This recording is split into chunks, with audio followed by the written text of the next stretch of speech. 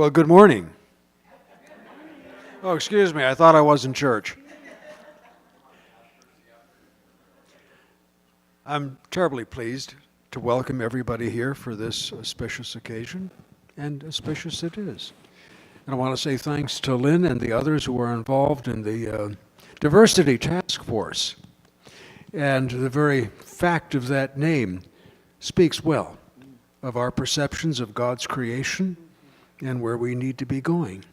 The last time I looked around, humanity seemed to be rather diversified.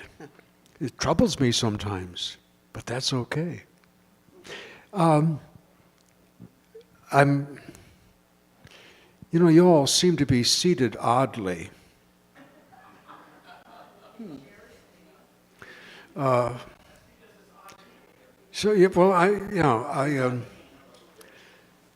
don't know what's,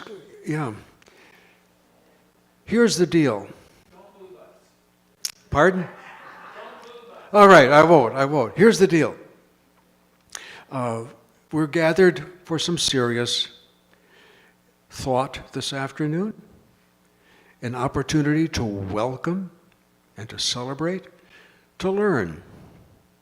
Now, I've probably unknowingly, I just had a lady in the audience do this to me. Why? I'm okay. This is how I grew up. This is how I was taught. This reflects all the values and strengths and virtues of my religion, my culture, and my world. And that lady out there did this to me. And maybe that's what today is all about.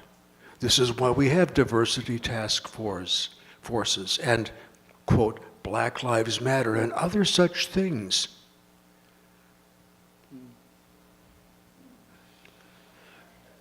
Oh my. I welcome you to this day. We can all stand up a little straighter, I think. And Terry, it's yours. God's peace.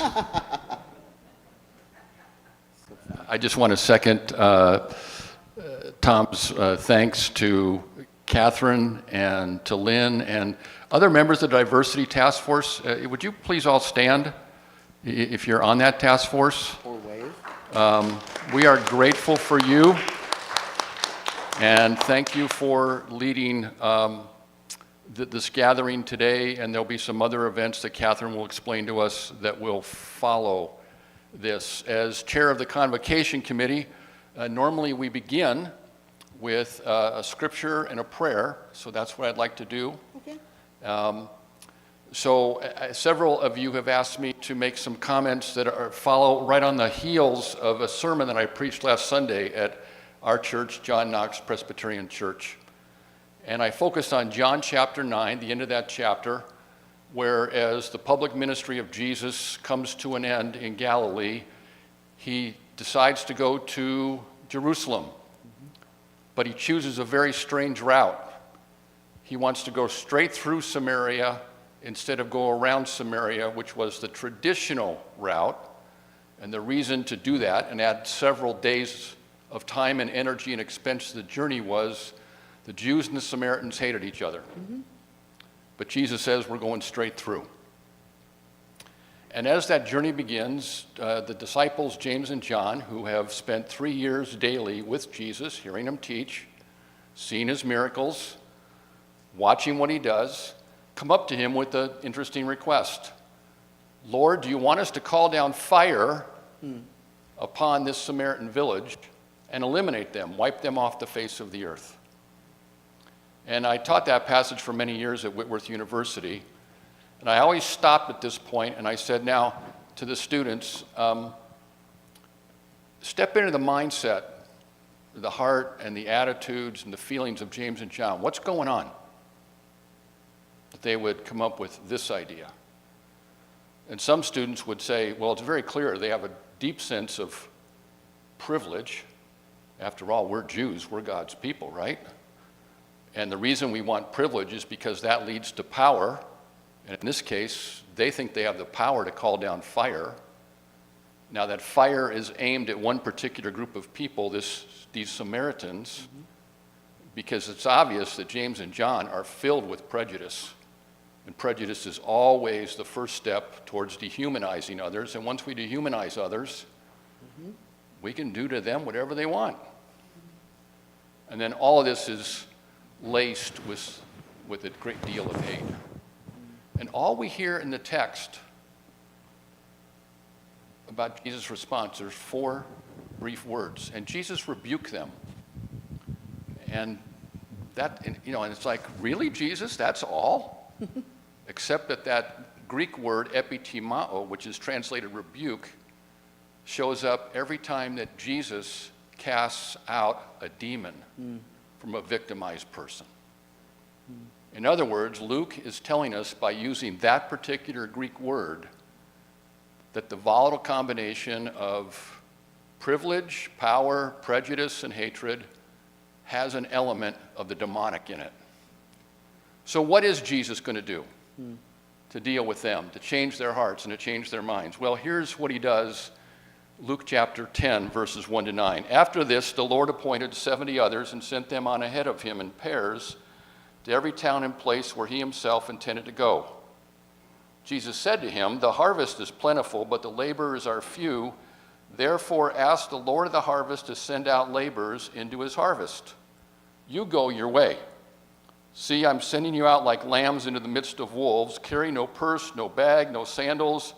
Greet no one along the road, and whatever house you enter, first say, 'Peace, shalom to this house.'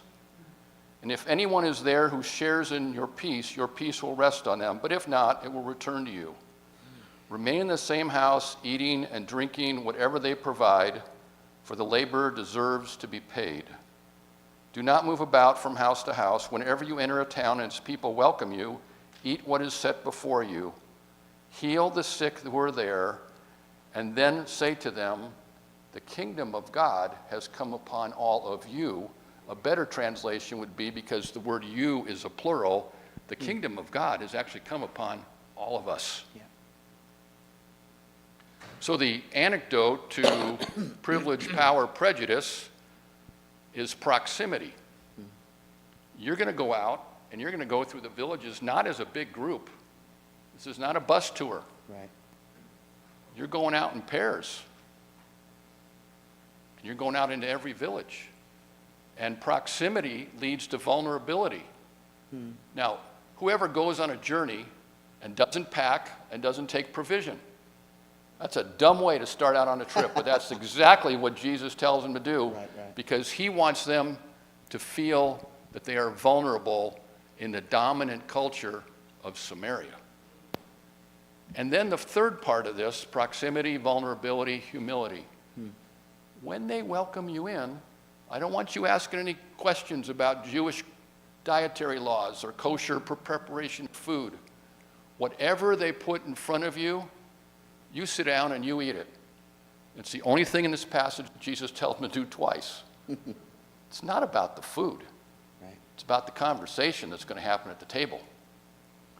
And in those conversations, the disciples are going to experience the Samaritans are a whole lot more like the Jews than distinct and different from them. Right. And the script that Jesus has for them is not fire. He has a script. He flips the script on them. The script of fire gets flipped to shalom, peace. So it's in that spirit, as we've been going through this 100th year celebration, and we've been having these courageous conversations. I want to remind you that we've already, this spring, focused on conversations about the experience that each of us has had of the civil rights movement and what that was like. We've had conversations about the Israeli-Hamas conflict. We've conducted ourselves in a way in which we've been able to express our perspectives freely, and at the same time, we've listened well to one another. So we want to invite you to another courageous conversation. It'll take place today and tomorrow and next week. Catherine will give you more of the details on that. So with that as sort of preamble, I want to hand the mic to Sandy Tice, and she's going to introduce our two speakers. Wait, what happened to the prayer? What happened to the prayer, Terry? Wait, Go ahead and pray. All right, I'm going to introduce, then I'm going to pray. okay. All right. So engaging with Pride Month is an opportunity to learn something new and hear from folks we may never have heard from before. And since we are not newborns, that may not seem as exciting as it might be alarming. But Jesus said over and over, "You have heard it said, but I say to you." These guests are with us here at the Grove for the first time, and I invite you to open your heart to the God in whom you have placed your trust, the one who holds us all in our moments of certainty and disorientation, Yeah. and empower us to love one another. Our guest presenters today have never been to the Grove before. It is my privilege to welcome you and to introduce them to you. We'll be back. Reverend Valerie Spencer has worked in the area of social services, focusing on the health disparities that are experienced by transgender persons and others within the LGBTQI communities. She's the founder and director of Vision for Holistic Empowerment Institute, an organization that blends evidence-based practices with the sacred. The Institute combines whole-person cultural affirmation and intentional spiritual integration as primary tools to empower LGBTQI persons. I like the way you read that, girl. Go ahead. Best thing that's going to happen to me today. She's also a behavioral therapist based in LA and serves as national consultant for Merck Pharmaceuticals. She earned a master's in social work from Cal State Long Beach and will soon pursue doctoral studies in holistic psych at the California Institute of Integral Studies. She's also a graduate of One Spirit Interfaith Seminary and is an ordained interfaith minister, a healer with vision. Welcome. Thank you so much. Sitting next to her is Reverend Lewis Mitchell, comes to us from the Rincon UCC in Tucson, Arizona. He is a co-founder with MX Chris Paige of Transfaith. He is an intentional man, known around the country as an elder, advocate, trainer, leader, student, minister, parent, and friend. He is a believer in the power of truth-telling when told in the voices of those whose stories are often told about them rather than with them. Reverend Mitchell is a proud father to a daughter, Kahlo, a co-parent with her mother, Krysia Villon. He is supported by his partner, Ms. Karen Byrd. He has led teaching and trainings around the country for churches, universities, government agencies, denominational bodies, and businesses. You will find he is warm and engaging and brings his whole self to each endeavor. He appreciates every opportunity to guide and to witness growth and wholeness.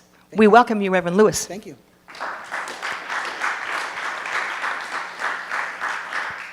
Friends, let us pray.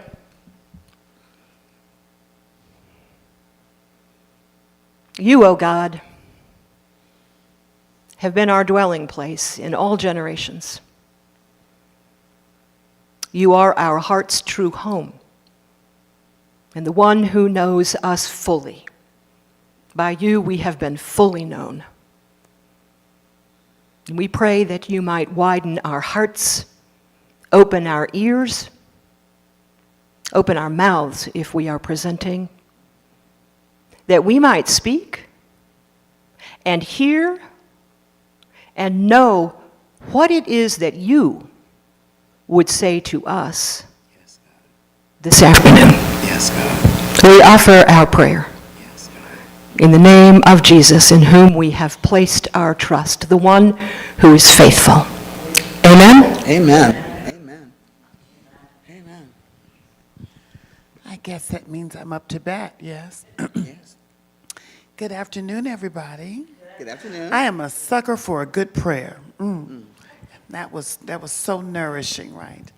I'm Reverend Valerie Spencer. Hello, everybody. I just want to lift up and just sort of put it on the front that the kind of woman that I am could be called a trans woman. That's the kind of woman that I am. I lead with my womanhood first because my transness is in there, but it's not in the front. Right. It's not in the front. I am much more than being trans. I'm a whole person. I'm a healer. I'm a daughter. I'm going to lift that up first. I'm a mother. My daughter she's running her mouth right now, but she's in Miami, Florida, working, talking, not paying attention to her mama looking pretty. Okay, never mind. And so it is my pleasure to be here with you just to unpack who I am and what that looks like, right? And to put forth an invitation to the universe through, in, and as all of you, but for all that are listening actively, and even for the ears that are not present, right, for them to hear as well. I want to lift up first the only reason why I'm alive. And I say that with a great deal of intention. Not only has this person birthed me into the world, but at times when my life felt low, at times when I did not want to be here, those times were many. My mother served as my inspiration and my reason for living. I am actively in mourning as we speak. Last September, my mother became an eternal ancestor. I'm not sad. I just miss that fat face. I just miss that face. Wish I could run up to her and douse her with skincare and just walk around, or twerk on her head, or the things that I used to do when it was just us. My mother was not only my reason for living, but she was my reason for staying, right?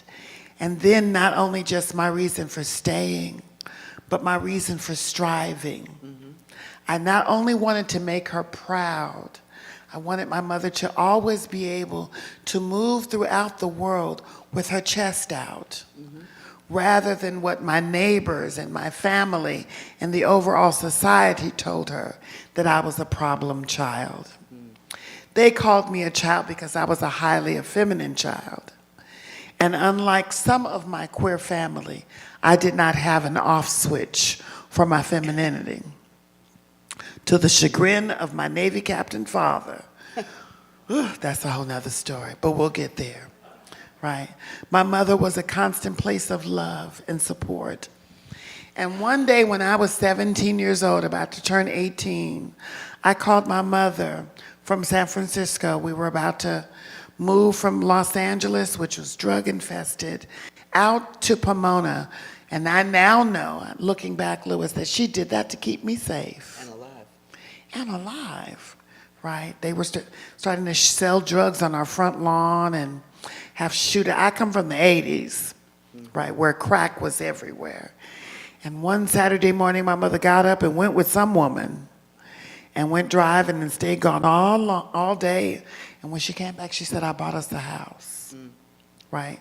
My mother did that to keep me, I now know, to keep me safe.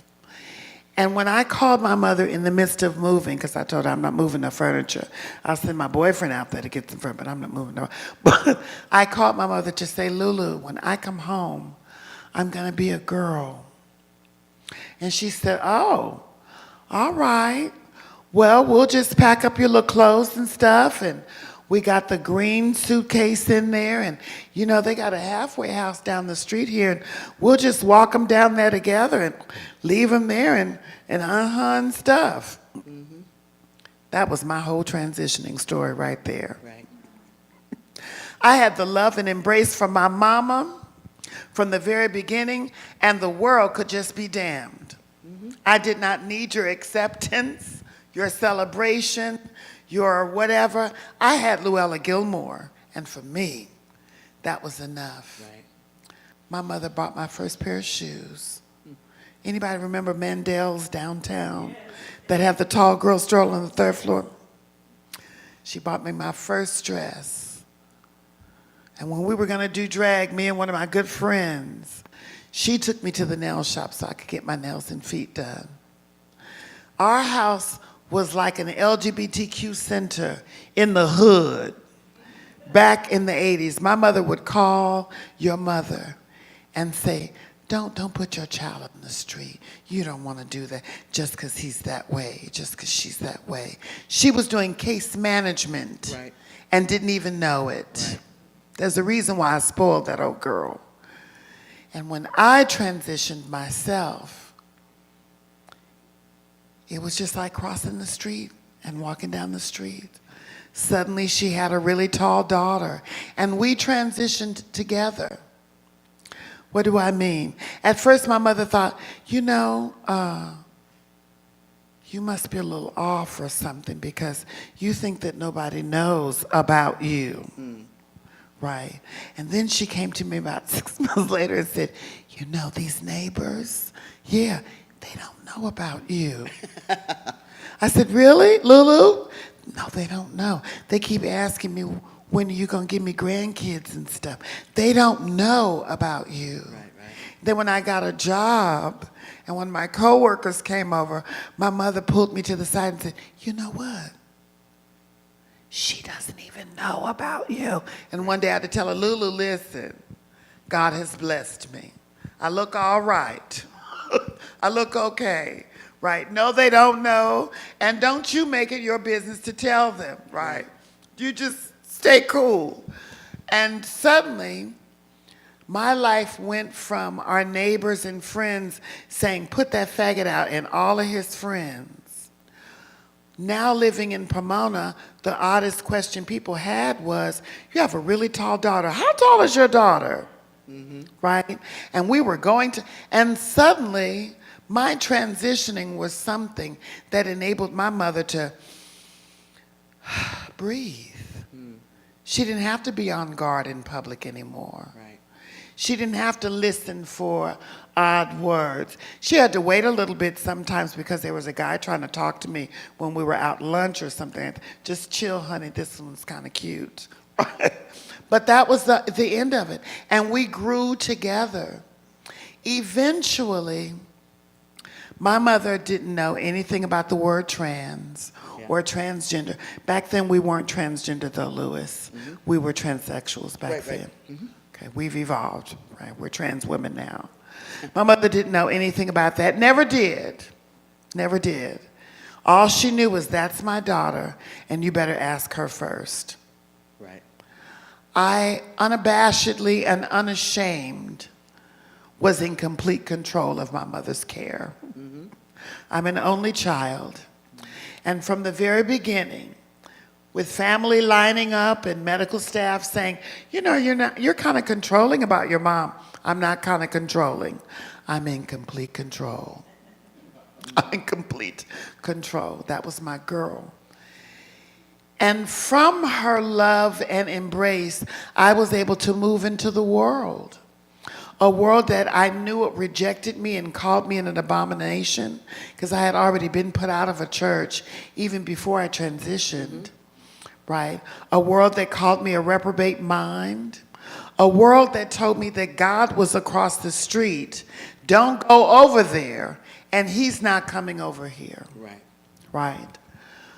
But through God's miraculous grace, I stumbled upon a ministry called Unity Fellowship of Christ Church, ran by the prelate Archbishop Carl Beam, who is my spiritual father.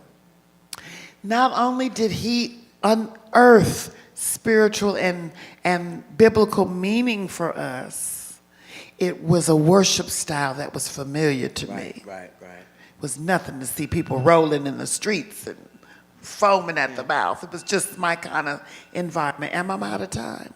I don't know. No? Okay. And so from there, I discovered that special something that we all have discovered, and that's our calling. That's our calling. I discovered mine at the heart of the AIDS movement, where we were ushering people from breath into death so fast that we couldn't keep our clergy robes clean. No one had ever seen a trans woman in ministry before, not a black one, and certainly not in a Pentecostal worship style church. So both my gay brothers didn't understand who the heck I was. And of course, trans people were not yet affirmed and embraced, so they were invisible. So there I was on my own, running the car wash, running back and forth to the hospice, right? And then one day somebody asked me, my daughter is trans. They were a part of the hospice. And will you do the ceremony? My own church member accused me of heresy, like, oh my God, she's begging people to do services. But it was Archbishop Bean who said, leave that girl alone. God has called her. We don't understand this trans thing, but God has called her. And we're not going to put a shackle on her. And so he taught me how to do a gravesite service. Right. He taught me how to do the consecration. This was way before seminary, mind you. Right. He taught me and prepared me. And at the gravesite, I picked up what I thought was a microphone, only to discover that my arm was completely wet. And then it dawned on me that I had picked up the ashes to ashes. Oh, no. And I was speaking into it, right? I had no idea. Right. But I was a trans woman who had faith. I was a trans woman who had been dipped in this thing called God juice. And I was there to be vulnerable and to be open if it meant that I could serve. I don't want to paint my life as ideal in any way.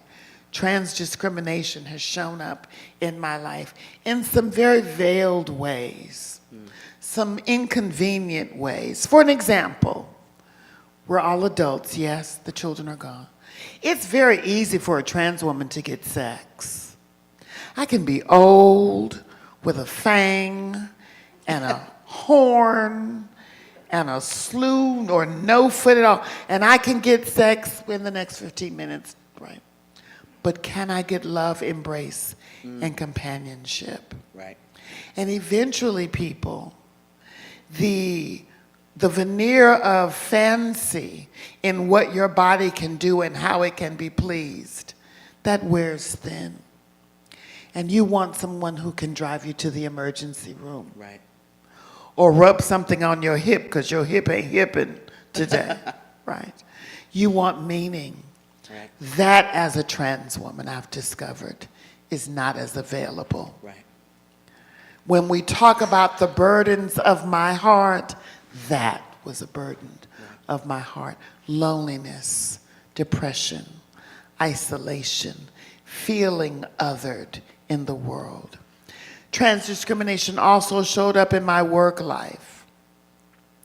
Back in my day, Lewis, you knew that you would be fired if you saw a gay man at your job. If you saw a gay man at your job, casually down the hall, you went to your desk, you packed up your little box, and you just waited. And ding, ling, ling, ling, ling, here's, can you please come to HR? Right. And you tipped on in there crying to HR and packed up your things, and you were done.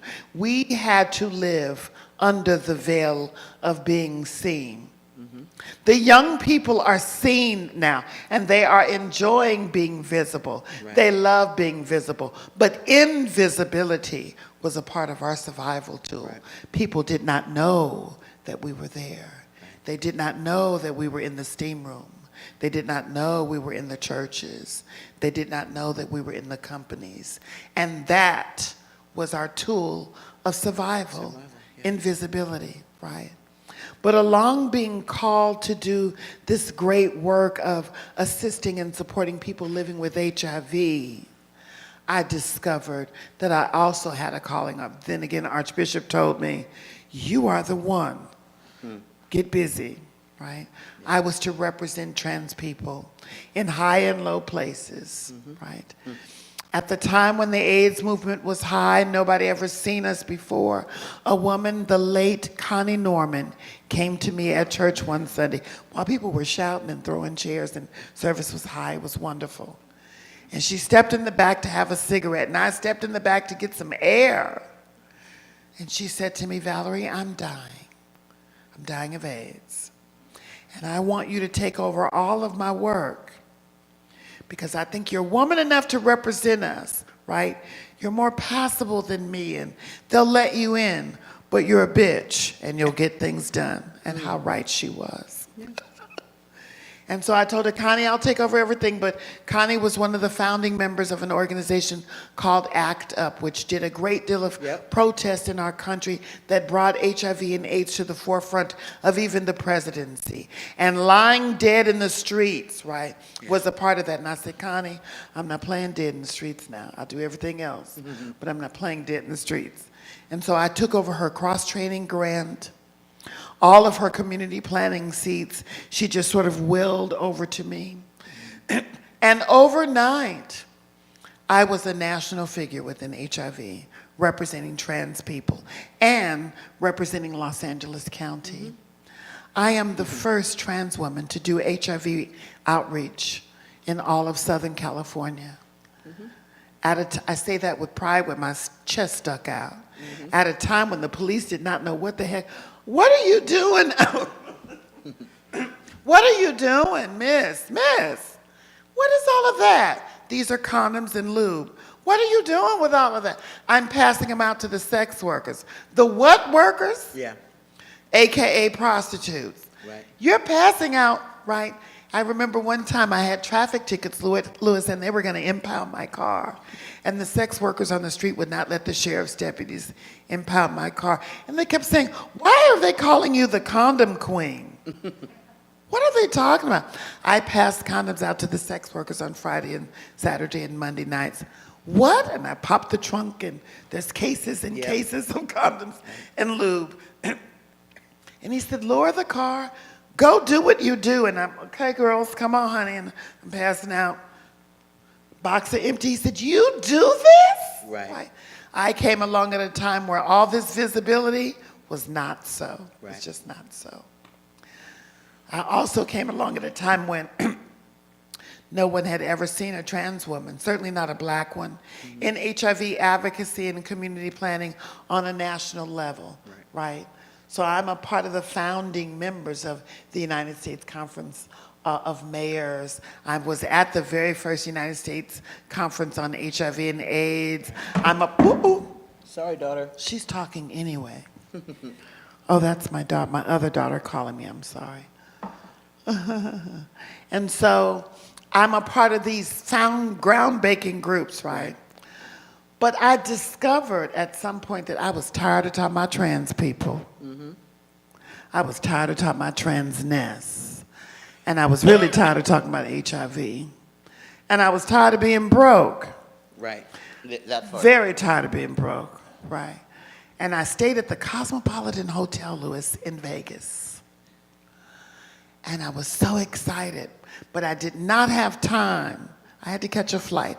I didn't have time to sit in that Japanese soaker tub. Oh.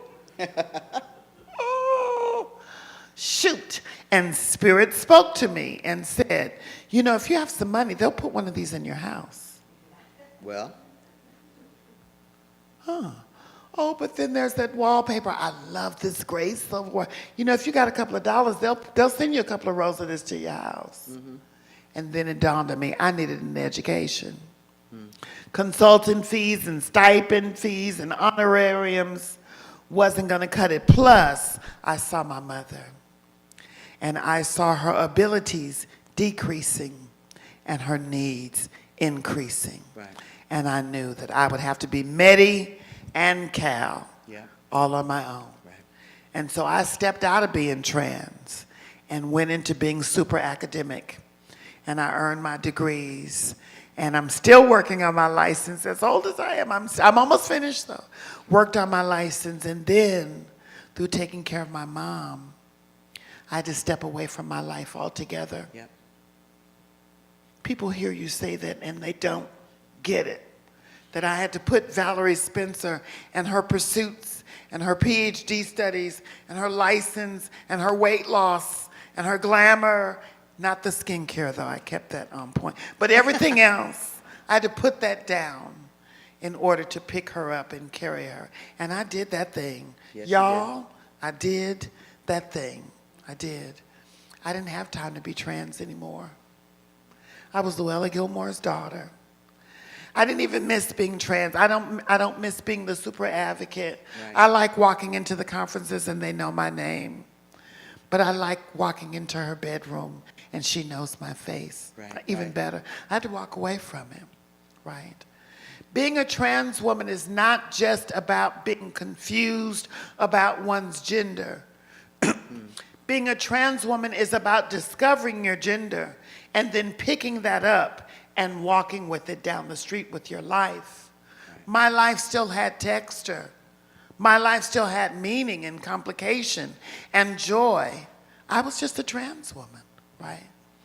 And so that's who I am today. I'm a therapist. I just got out of session not long ago. I'm a therapist, I'm a healer, I'm a minister, I'm a director of a nonprofit. And I'm learning how to be in and with my community again since I've been isolated for so long. And doing things like this with you is a part of my introduction back into my life. Thank you so much.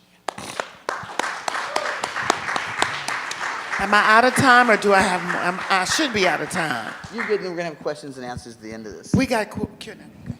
I also want you all to know that Lewis is my twin in thought, right? Right.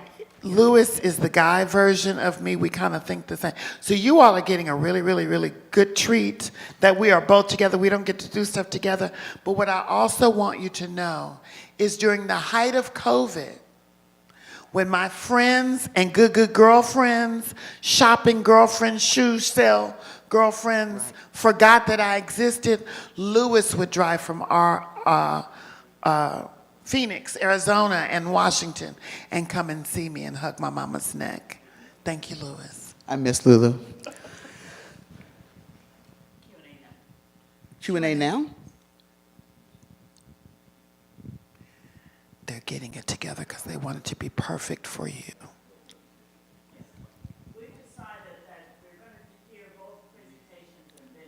That's what I thought the plan was. So, hi everybody. My name is Lewis Mitchell, and I was born here in Los Angeles in 1960. My mama from Alabama, well, actually, from Pocahontas, Virginia, moved here with her mama and two siblings in the 50s and was raised here. My mother was a young, unmarried, pregnant teenager. That's important because she knew the feelings of church judgment before I did. She was mistreated at John Wesley Memorial Hospital, giving birth to her preemie child, who had to live in an incubator for months. But I came out fighting. I was a very sickly child, skinny and scrawny, chased home, beat up. I was like the only kid that anybody knew that had scarlet fever. Like, who even has that anymore? But, you know, something happened, and throughout all of those things, I lived and I grew. The greatest danger to my life was you. You who I trusted, my family, the church of my upbringing, the ones who told me that God could not and would not love me. Caveat, if I told the truth. This is the thing. Every church I've ever been in my whole life has had LGBTQ people in it. If it was a church. Well, you know, and you could stay as long as you didn't tell nobody. As long as you took someone of the opposite sex hostage in a fake marriage. As long as you had that roommate for 30, 40, 50 years. As long as you only dressed as you were on the weekends in the dark. I broke the mold, though, because I couldn't figure out how to live in honor and truth without the truth. So, growing up, I was an exceptionally precocious child. My mama married my daddy. He's my stepfather, but he's the only daddy I've ever known. May he rest in peace. And I played the part because I wanted very much to be a part of my church community. I wanted to make my granny proud. My granny was the apple of my eye. I didn't actually care that much about making my mama proud, but I wanted to make my granny proud because I was my granny's favorite grandbaby. Don't tell my cousins. They all knew, but we didn't talk about it. And when my granny died in 1978, something broke in me. And I decided that I couldn't do church hypocrisy anymore. And if God didn't want me, well, then I didn't want God either. And so I hit the road. I chanted for a while and did a couple other things, but I was also an alcoholic and an addict hitting my bottom. So I had a lot of strange notions about what it would and would not fix me. And when I began my journey of recovery in 1981, I went to 12-step recovery, and I said to myself, when this doesn't work, then I can go ahead and kill myself. That was my goal and my plan. I'd already tried a couple of times. And let me tell you why. I didn't try to kill myself because I was gay or lesbian or any of that. I wanted to kill myself because I saw nothing in adulthood that looked in the least bit compelling. You were self-righteous and dishonest and judgmental, locked in your own thoughts with no ability to hear any other things. I thought, I'd rather die than be that. That's just the truth of it. 2 years after I began recovery, I actually got sober and have been since then. I celebrated 40 years last November. Thank you.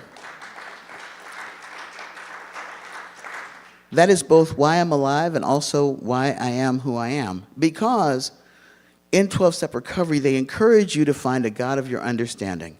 I hated that idea. I was like, absolutely not.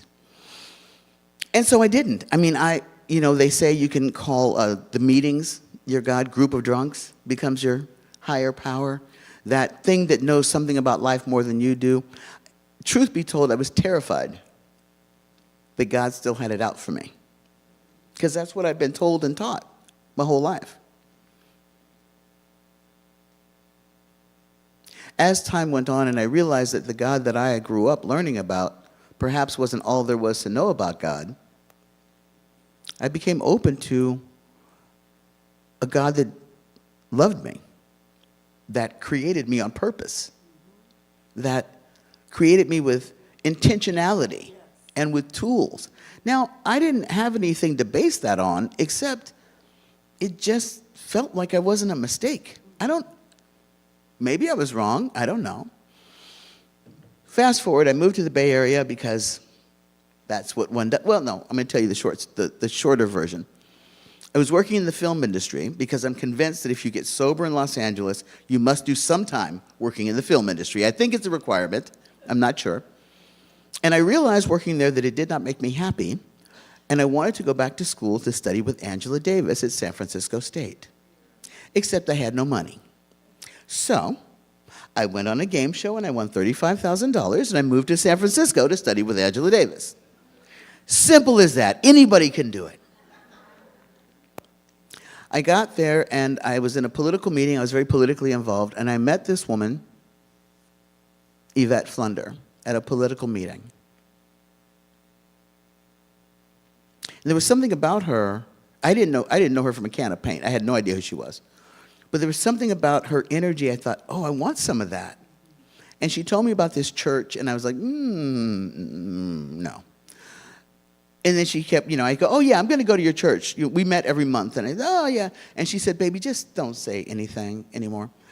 I had met Carl Bean when he was starting Unity Fellowship. And I want to say this because it's important that I say it out loud.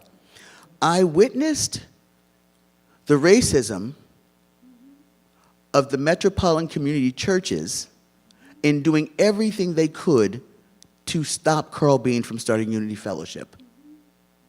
I need to say that because you need to understand that the isms and phobias aren't just from straight cis people. racism, sexism, transphobia, ableism exists in every community. It hurt my whole heart, my whole little idealistic young adult heart, to watch members of the MCC speak badly about Carl Bean because they saw his movement as being a competition with theirs. And I thought, is every church like that? And it was black. There's that part. It was people who they couldn't reach because they couldn't reach them. That's a much longer story. So I meet Yvette, and I go to her church, City of Refuge, back when it was on DuBose Triangle in San Francisco. And I don't remember anything at all about that first service, except standing at the door was this tall, beautiful black trans woman, Doris. And I thought, if this woman will let this woman be their front-facing usher, maybe I can be here. And so I went back. And what I learned was that finally there was a place where I could bring my whole self to church.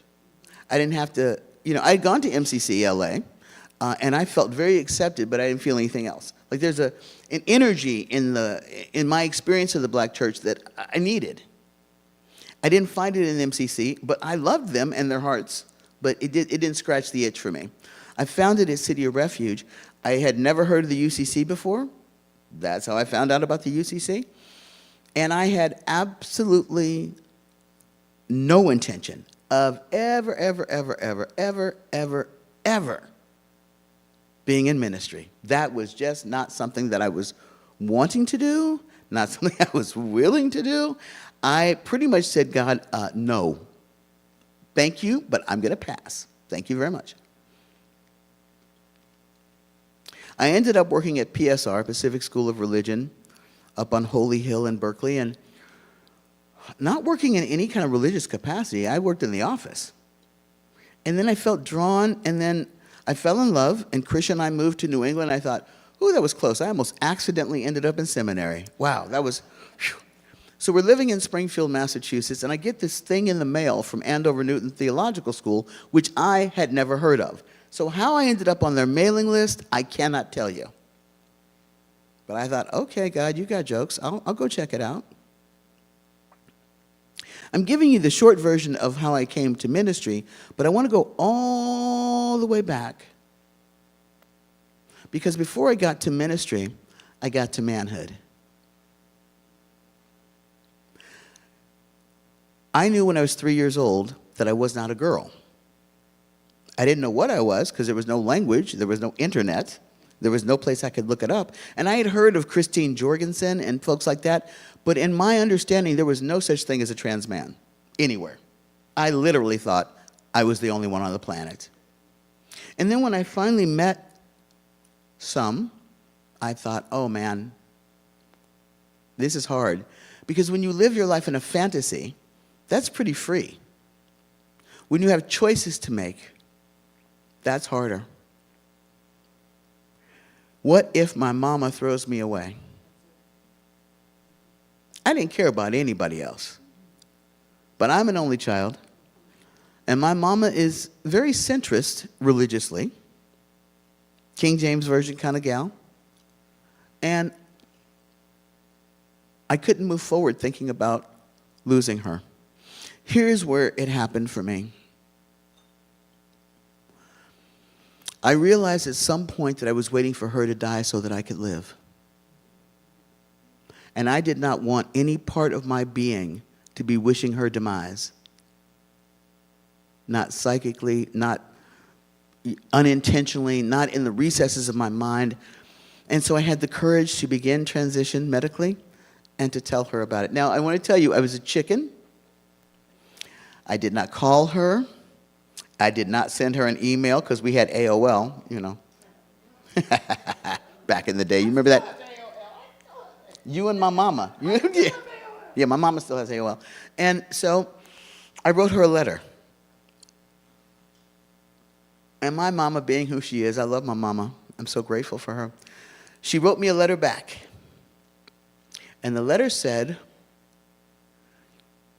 I know enough to go to the throne before I pick up the phone. I may never understand or accept who you are, but you're my child and I love you. That was all I needed. I didn't need her understanding. I didn't need her acceptance. I needed to know she could still love me. That was all I needed. Fast forward 25 years or so, my mama is my greatest fan. She was at my ordination. So what she's done is she has relegated me to the traditional male standard in traditional families. So she'll say, you know, I don't know about that. I'm going to have to ask my son and get back to you. My son's coming to town next week. Let's wait and talk about it then. And I'm like, I'm not really a gender essentialist like that, Mom, but if it works for you, fine. I am so very grateful to have the relationship I have with her. She still doesn't understand me. And I don't know where she is with her acceptance. But I know that her love is 100% solid. And I'm going to tell you something else that happened, because I know my mama talked to her peers at her church, St. Stephen Missionary Baptist Church, La Puente, California. Been there since the 70s. She's still there. So I'm sure she went to them for support, to tell her story. Something happened when their old pastor left and their new pastor came, because their new pastor said to them, we need to behave differently with the LGBT community, because you can't disgrace and embrace with the same arms. I never met them. I still ain't met him. That wasn't me. But there is a movement. The other part of this that I want to lift up that I think is important is that as my mama tells her story, as I tell my story, as Val tells her story, it frees people to say, oh, you know, my grandson, my nephew, my mama's uncle, we had these situations, but we could never talk about it anywhere, especially not at church. I want to get to your questions because I don't feel like my life is all that terribly interesting. My mama loves me. My kid loves me. My kid will be 12 next month. I am no longer with Karen Byrd. I'm single. So if you know any, okay, just putting it out there.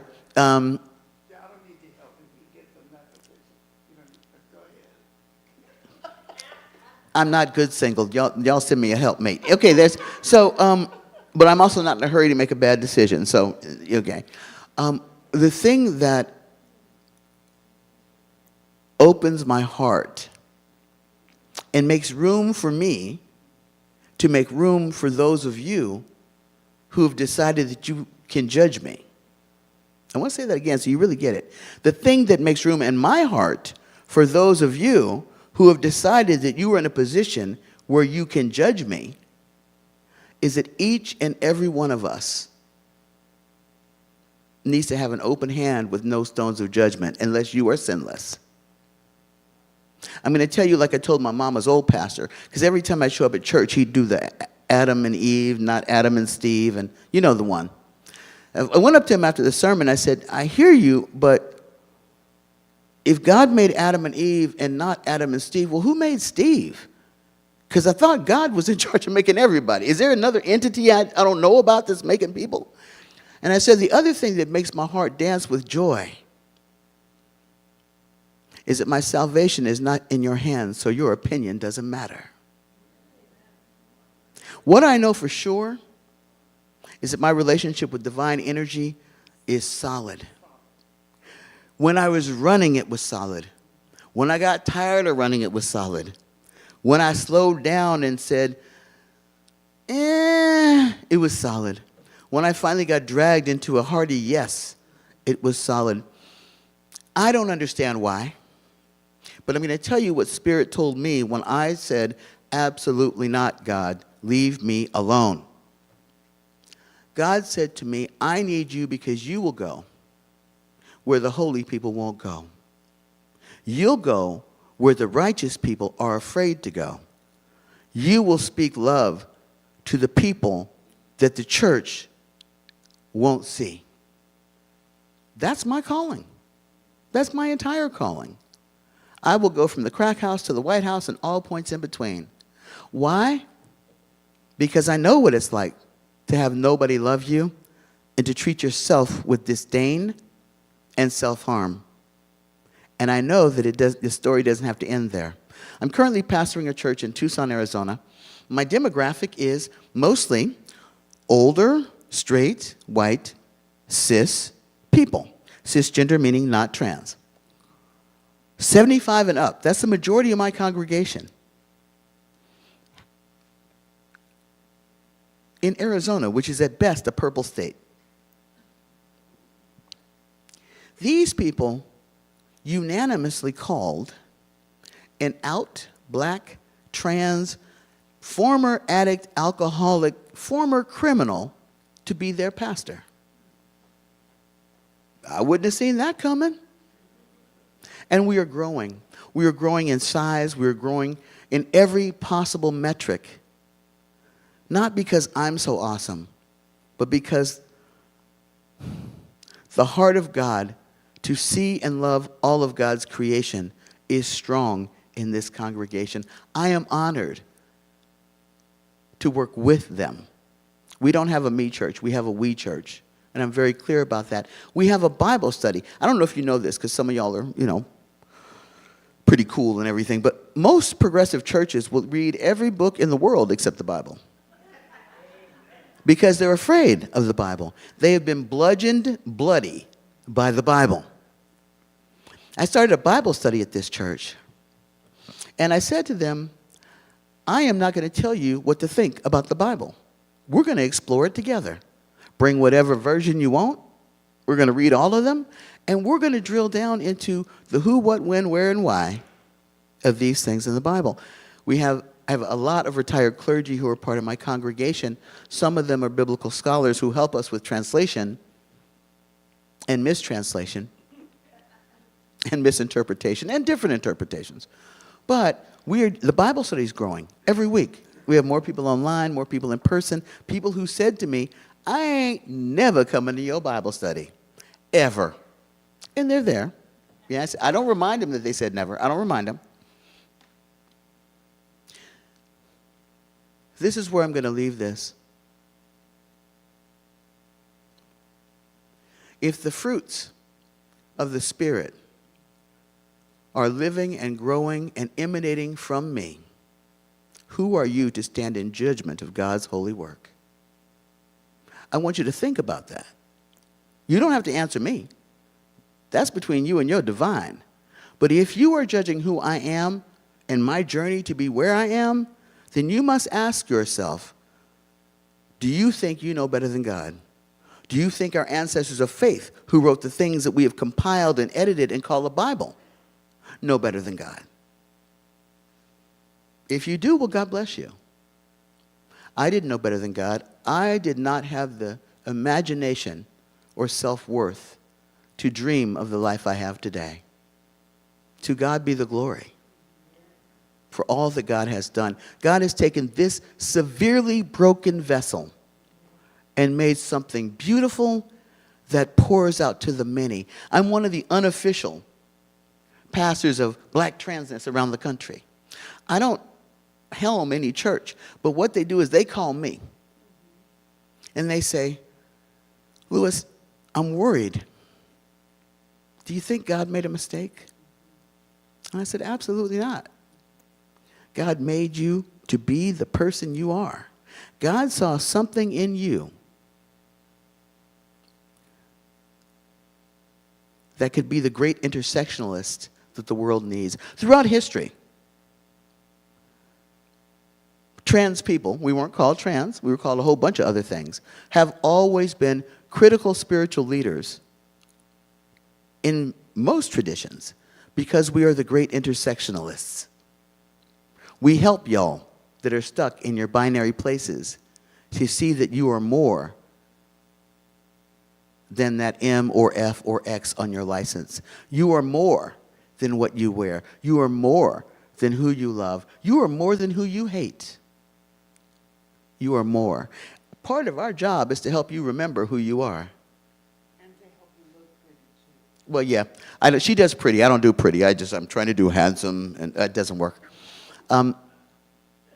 She'll help you look pretty, I'll hold you while you cry when you realize the ugliness that you've been carrying has kept you from the beauty that God has surrounded you with. I invite you to ask any questions you have. I can't speak for Valerie, but if you have the nerve to ask it, I've got the nerve to answer it. Okay? Yeah. All right.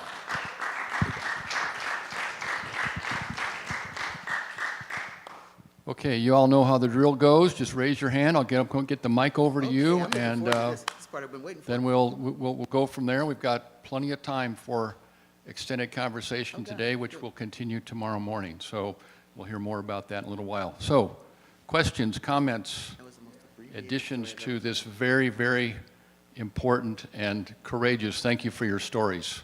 Thank you very much. Happy Okay. to have lived to tell the story. Yeah, Nancy. Yes. My goodness, these are such moving stories. Thank you for these gifts. Louis, I have a question for you, and something you said earlier, that you met a special woman at a political meeting. Mm-hmm. Would you mind going into that a little bit? Because, I mean, it's extraordinary that something so pivotal in your life should happen at a political meeting. Thank you. So the person that I met at the time, I knew as Yvette Flunder. I now know and acknowledge as Bishop Yvette Flunder of the Fellowship of Affirming Ministries, a non-denominational gathering of churches and ministers who subscribe to a theology of radical inclusivity. That's the short version. Well, good luck with that, because you got to book that 2 years, 3 years in advance. So at the time, the San Francisco Human Rights Commission had a pastor on the commission, a black pastor, a black Baptist pastor, who was saying incredibly homophobic things while on the Human Rights Commission. And so there was a big community brouhaha where we were all bringing each other together to try to work through this thing. And it was not a question of kicking him off the commission, although some wanted that, but it was a question of asking him, how can you be the voice for the human rights violations in San Francisco while being a violator verbally? This is the meeting that I met Yvette Flunder. Again, I had no idea who she was. I had no idea she was a third generation Church of God in Christ pastor connected with Love Center in Oakland. I didn't know all the AIDS work she was doing. I didn't know her at all. So here's Louis. As you can tell, I'm quite timid. I was in this committee meeting, and I mean, I cussed them up one side and down to the other. I spared nothing. I gave it to them with both barrels. Me and sailors and deep down truckers would have been right at home with each other in this conversation. Yvette said the things with the exact same sentiment, with no profanity, and somehow with a sense of love and graciousness for people on every side of the argument. I was gobsmacked. I thought, what? How do you do that? How do you learn to do that? And in that moment, I thought, I don't know who this woman is, but I need to put a cup in her well. I need some of that. I had no idea that that I needed came from a set of spiritual principles and practice that were her life's work. I had no idea. So Bishop Yvette Flunder, she's quite a remarkable woman, extraordinarily gifted, and has done work for decades and decades. First in San Francisco, Oakland, and then around the world. The fellowship is now global. We have churches on the continent of Africa and in Asia, South America, other places. We are continuing to grow because as people realize that they are tithing into churches that hate them, amen, hallelujah, they're putting their money and their talents behind churches and pastors and preachers that do not love or respect them. They are emancipating themselves to places where their gifts and their entirety can be held and loved. That is what the fellowship offers so many people, just as Unity Fellowship did preceding the fellowship. So I hope that answers your question. Other questions, comments, interactions? Oh, man.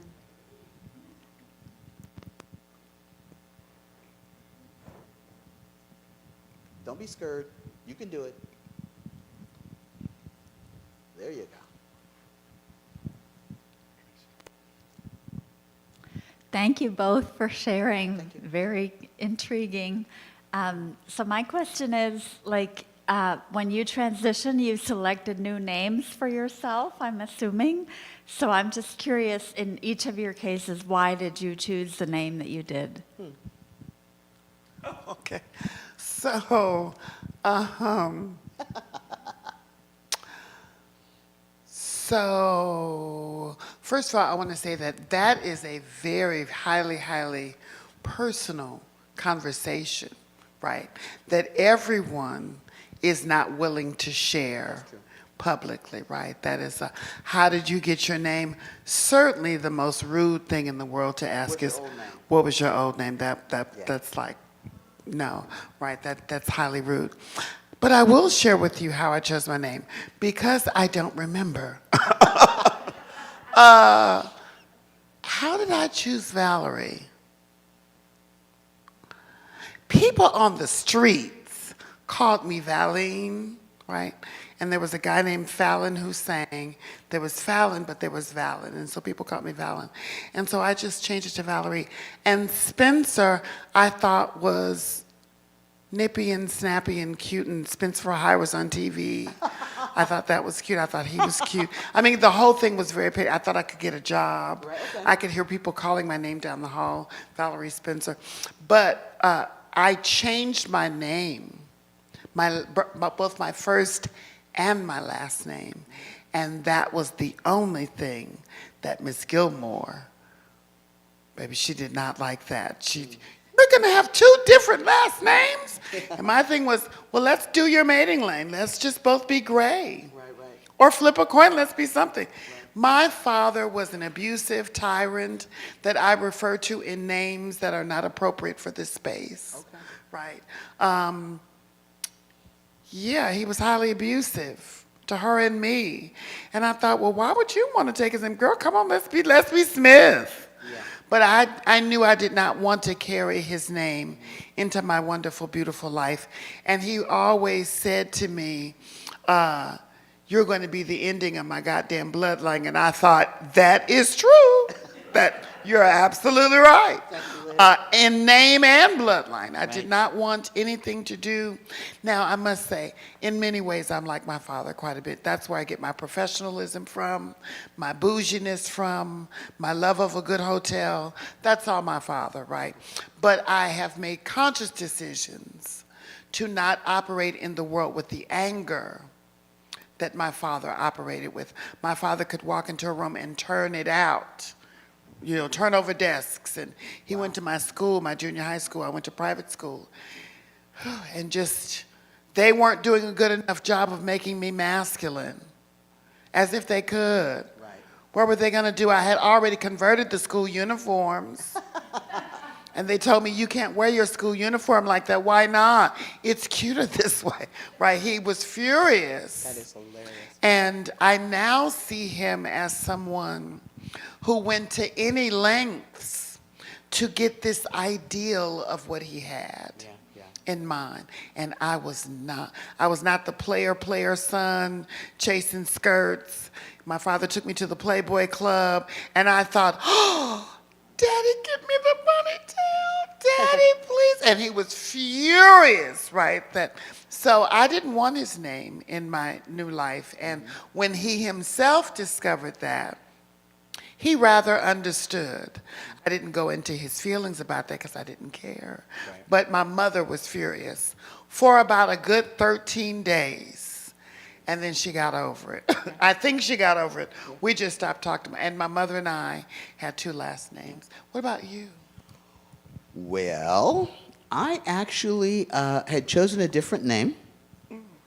And then I thought better of it because I had been going by LJ for decades. Why? Because I worked in the film industry, and if I had a non-gendered name, I got an interview. If I had a female name, I did not get an interview. So I've been going by LJ for a long time. Then I realized all my stuff said LJ, so I should come up with an LJ name. So I asked my friends, One of my friends, who I love very dearly, said, how about Leroy Jerome? I said, absolutely not. Absolutely not. So I came up with Louis James just because it fit the L and the J. I changed my last name to Mitchell. To be honest, no. I kept my original last name, Irving. And so my last name now is Irving space Mitchell, no hyphen. Mitchell is my maternal grandmother's maiden name. The person who I felt the closest to for most of my life, because I want to carry her with me forever. That's how I came up with my name.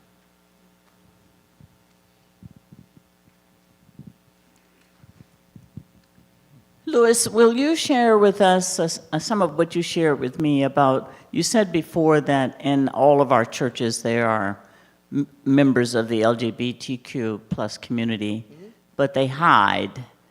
But you shared with me that on Saturday nights and other nights they come out, and your experience with that on a Sunday morning when you had been with some of them. I've been with quite a few of them, actually. Okay, so I want to just back up and set the stage for this. This was in my drinking and using and hoish days. I just want to be clear. I was, I wasn't trying to be prim or any of those things. So the people in my grandmother's church, my grandmother's pastor's daughter and her husband were both at least bisexual, because they were married and they had a bunch of kids. They named the kids after themselves. I don't know what that was about. But on Saturday nights, we would all be partying together in the pool and drinking scotch and milk and having sex and doing all the things. But then on Sunday, somehow, I was the only one going to hell. Like they had some kind of weird amnesia. Like at 4 a.m. on Sunday morning, all their memories went away. And I was sitting there going, did I not? You know, I won't say exactly what I said to them, but I said, I know your parts intimately. I know that was you.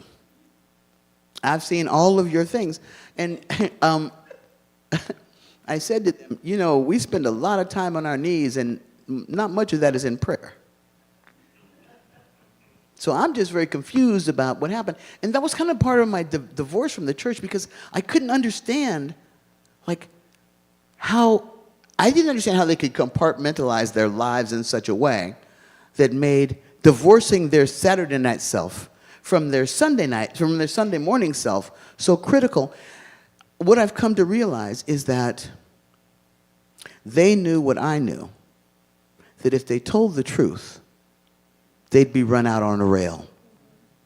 And again, we're talking about preachers' kids here. You know, y'all know your kids and things.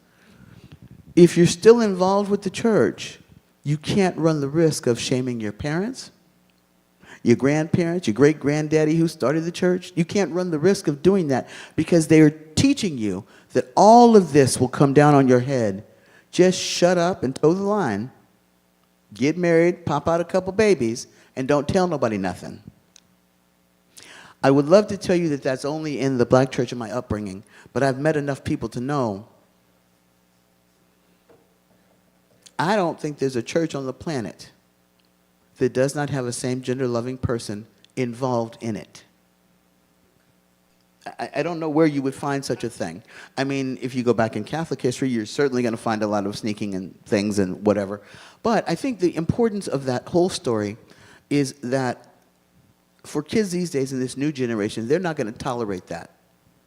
They're not going to tolerate the lies, and they're not going to be quiet about the lies. That's the scary part for most people. Because young people now be like, absolutely not. I saw you at the club last night. You were in drag last weekend. You won $1,000. You ought to say something. You know what I mean? Right. They're tweeting while they're in service. So this is scaring the establishment, because you can't hide like you used to in the 60s and 70s. Your stuff is on YouTube before you even get home from the club. Which means one of two things. Then you go deeper in the closet and live a miserable, unfulfilled life because you can't tell the truth to yourself. Or you live in constant terror of what will eventually happen. Someone will tell the truth about you before you can tell the truth about yourself. Most of the celebrities that have come out only did it because somebody was like right there. in outing him. I mean, Barry Manilow, come on now. What did you think was happening there? Seriously? I thought he was straight. You did not. And Liberace, I was so amazed. One of my friends was like, oh, I cannot believe Liberace's gay. And I'm like, for real? Like, how did you, what? So, I mean, and I say that to say because denial is one of our strongest muscles. Liberace, apparently. okay, that reverberated in this space. Liberace is gay, y'all. Well, Okay, he was, Liberace he's is dead now, gay. yeah. Huh. Liberace was gay. He was gay, y'all. Which is fascinating to me that people really didn't think that. I was like, I don't even understand that. And I'm not trying to diss Liberace or Barry Manilow because they came up in a culture where it was not allowed for them to tell the truth without losing their entire livelihood. Who wants to do that? So, Can I chime in on that? I grew up in the heart of the gospel era, right?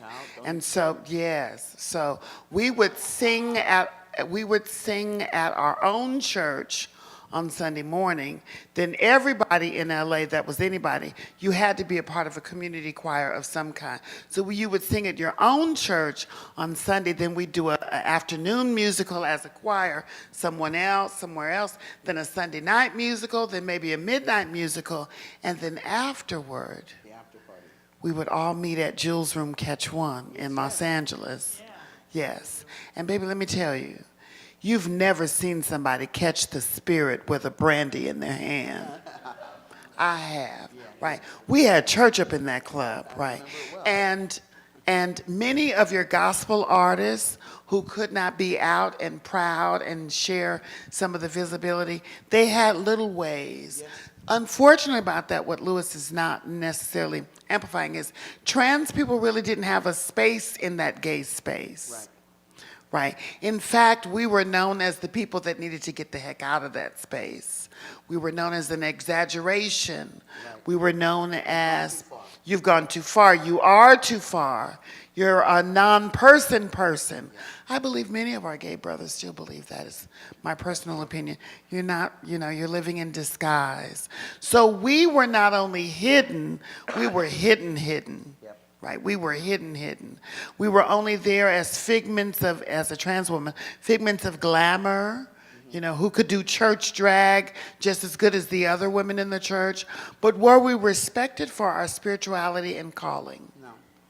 Were we regarded as those who had the healing touch of the divine, yet in them as well? Not quite. And we're still growing, and I must say, although I am the first ordained clergy person in the Unity Fellowship Church movement, it was Yvette Flunder that really spearheaded people of color, trans people of color, being ordained and known and regarded and respected as people of faith. I see you with the mic, so I want to hear your question. Yeah. First, thank you for sharing your holy ground stories with us today. It's very, very moving, and I apologize for the tears in my eyes. I want to say I'm sorry. But I do have a question.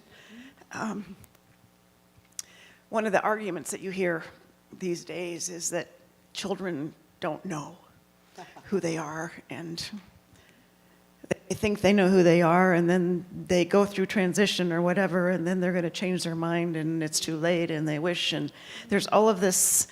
And I guess part of the story, you said, Louis, you knew when you were 3, and Valerie, you... Always. Yeah. I don't know what the question is. Can I just come in? Please. Can I just come in? I was the last on the block to know that I was a woman. Everybody knew, but me. I knew that I was different, and at about 6, I began to know that I was targeted, that there was something about me, makes me a little emotional, that would lead to immediate and harsh criticism from my school teachers, from my principals, certainly sure enough from my father. Good God Almighty. My father liked to come to the babysitters and pull me out of the babysitter and take me to Sears and Roebuck and take all of my clothes and throw them in the trash and dress me in a suit and then take me back to Sears and Roebuck. Take me back to the babysitter. And my mother would be like, okay, cute suit, but where are your clothes? Right? My father did everything, right? And so I knew that there was something about me that made me targeted. I knew, can you imagine knowing in kindergarten that you're not safe? I'm not safe. Children need freedom, freedom of expression, freedom of development, freedom of movement, and I knew that I was not safe.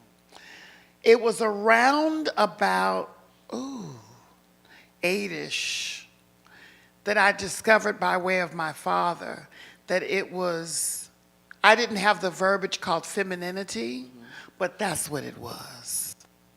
My father was furious when I wouldn't let him cut my fingernails at 8. My father was furious. My aunt was even more furious when I would not let her cut my ponytail. Girl, you talking about cut my ponytail?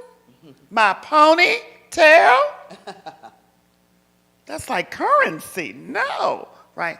And then I began to know that, I didn't have the verbiage femininity, but it was the fact that I always crossed my legs. I've crossed my legs since I was 7 years old. It was that. It was the way I held my head. My father would say to me, you look too much like a goddamn mama. And I knew. As I got older, I knew more and more that it was this thing called femininity. And then I began to hear the word, faggot. And that word faggot became synonymous with me, right? That wherever I would go, wherever I would do, I would hear this word, faggot, right? That I was that. And it amplified the fact that I was not safe. In junior high school. In high school, a boy tried to kill me by pushing me in front of a bus. But that was okay. That was okay. His efforts were nothing, because my father had tried to kill me many a times before that. My father's love language was to pull you over on the side of the freeway and put his 45 up to your head. It's just his way of ending an afternoon. And at first he would tell me, I think I'm going to kill you and kill myself, right? I forgive my father. I forgive him because he was a man that had been raised by heteronormativity. He had been raised by hypermasculinity, and I was not that. Yeah. He kept looking for the receipts to take me back to the store. This is not what I was not that product that he had hoped for, called a son. Right. I would never, ever be his son. Right. I wasn't jumping no rope. I did love climbing trees because I could hide from people, right? But I wasn't chasing those skirts, honey. And yes, I walked with a soft breeze where the wind would blow, right? Like a Doris Day song was. I was soft, I was feminine. And that just, my father would just look at me and you could see the anger, right? And the last time I saw my father, I was 16 years old. I was walking to the bus stop with a cigarette in my hand. And I saw my father using the phone. I thought, well, here we go. Here we go. He had already tried to kill me maybe a year earlier when my mother was out of town. Here we go. And so I walked over to him and he said to me, well, I see it finally took, because I was dressing rather androgynously. That was right before transitioning. And I was thinking to myself along those same days, if I do transition, I'm going to lose my mama. And my friends kept saying, no, you're not. And I thought, yes, I will. I got to keep this from her. And then I saw my father. My father's last words to me was, just don't catch AIDS and die. And I did not. And I did not. I forget what your question was. I just kind of went where that took me. You covered it, though. I just kind of went where that took me. Thank you. You know, some people do, but those are the ones that you hear about. The majority of us don't. So let me just start this. How many of you fell in love when you were a teenager? Hold this. About my womanhood, solid and certain. No, yeah. Solid and certain. Right. And let me just say this. I am a woman whose body was not born with vagina. Okay? You can line all the vagina ladies up one by one. I am not moved in my self-esteem. I am solid and sure in my, and I don't let my womanhood compete with other women by auditioning it and prove to me that you are, but you can't do this and you can do that. Solid and certain. I know my Redeemer liveth because I am that thing that it chose me to be. Solid and certain. Go back to that question because part of the question is, how soon is too soon to know? How do kids know? This is the weird thing to me. The same people that say, how do you know you're just a child, are grooming their children for their sexuality as early as 3. Oh, he's going to be a lady killer. Look at her. She's going to make someone a nice wife someday. You don't even know them. You have no idea who they are. Easy bake oven. Yeah, all that mess. Tonka So, trucks. so if you were, did you fall in love when you were a teenager? Anybody? Did you think at the time that that love was going to happen forever? Like forever, ever? Forever, ever? And then you got older and things changed. Your identity, your core identity didn't change just because that experience changed. I had no idea that there was such a thing as a trans man. As a little tomboy, 4 years old, my dad came home from Korea, and I put on all of his uniform. There's a picture of me in that uniform. I felt so happy and comfortable in that uniform. I did not know I was a boy, but I was sure that I wasn't a girl. Me and all my little girlfriends, we always played house. I was always the man. That's it. Always the man. When puberty hit and they start looking at guys, I was mortified. I was like, nobody asked me if we could change this up. I was the man in this relationship. Now you got these other guys. What the heck is going on here? I was furious with puberty. And I hated myself. And as my body developed, I was disgusted. Nauseous and disgusted. If I could have made it gone away, I would have. Certainly there are hormone blockers now that are available for kids. I didn't have that available. What I had instead was suicidal ideation and self-hatred. I was disgusted, and I couldn't figure out how to make it go away. The other thing that I didn't say about early in my transition, I met 2 black trans men, both of whom suicided in my first year of transition. They were the only 2 I knew that had any kind of national visibility. Speak their name. Byrd, and now I'm blanking on the other one's name. Ali. Alex, Byrd, and Alejandro. No, what was it? not Alejandro. No. No. Short. Yeah, they were both short. One was from Arizona. So anyway, they suicided, and I was mortified. Kyler, my friend Kyler Broadus and I kind of stepped into that gap, not because we were worthy, because it was a gap. And there needed to be some black trans men with some kind of national visibility. I wasn't ready. I wasn't prepared. I didn't want to. But as a testament to them, I needed the black guys that were following me to know that we all don't kill ourselves. We all don't die in despair. That is part of, when I feel down and discouraged, the people who have followed me in this journey are what keeps me alive. My kid keeps me alive. My mama keeps me alive. These people keep me alive. So when you think about the people who decide that this isn't who they are, they're certainly in the minority, and it happens. It happens. But there are people who have spent all of their lives in heteronormative relationships. And then they fall in love with someone they didn't expect to fall in love with. They didn't change. Life changed. You can accept it or you can run from it. Can I say this also? And I'm not saying this. Oh, I'm sorry. And I'm not saying this specifically with you. For those of you who are in the back that didn't hear, her question was, but do people ever change their mind?